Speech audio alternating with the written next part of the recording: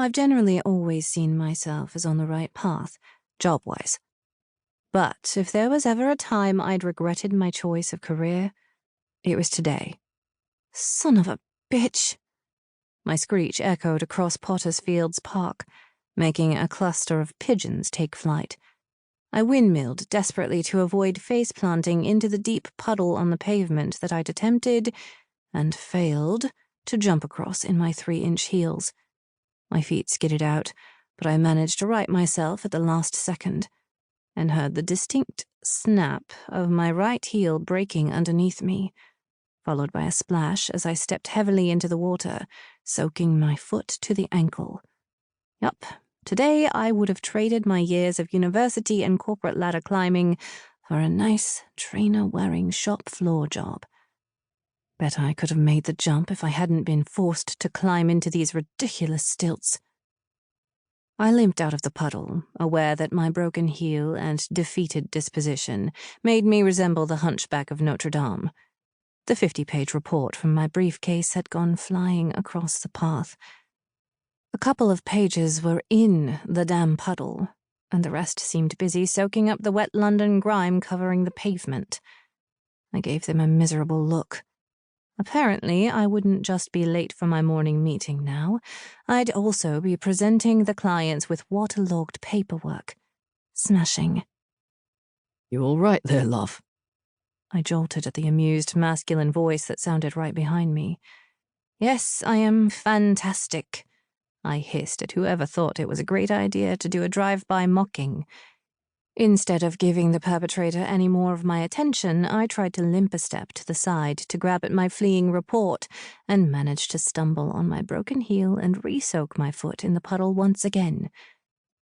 Hang on, I've got you, the same voice said, this time with a full laugh. A male figure bent from behind me, easily snatching up several pages. When he took a couple more steps down the path to gather the rest of my flighty report, I saw he was wearing jog pants, trainers, and a tight vest that showed off wide shoulders and strong arms. Clearly a health nut. Great. Here you go, he said as he turned around, holding out the smudged pages to me. Not sure they're all salvageable, though. I opened my mouth to thank him, but as my fingertips grazed over his warm hand, I looked up into his face and promptly lost all ability to control my tongue. I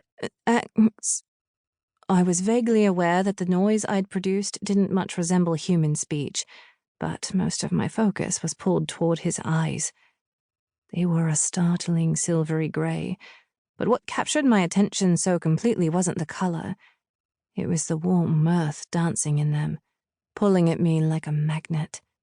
His gaze was so completely filled with life, it made the rest of the world seem dull and mute by comparison. He had a chiseled jaw and the kind of facial features a runway model would kill for, crowned by a shock of red hair. But mainly, I just couldn't stop staring at those amazing eyes. Happy to help. The slight sardonic note to his voice made it clear he was fully aware of my open-mouthed staring. It was enough to finally break the spell, and I flushed beet red when I realized what I'd been doing. Sorry, I should get going, I muttered, pulling away from him. The distance gave me a new view of his broad shoulders, and holy hell, he was definitely in good shape.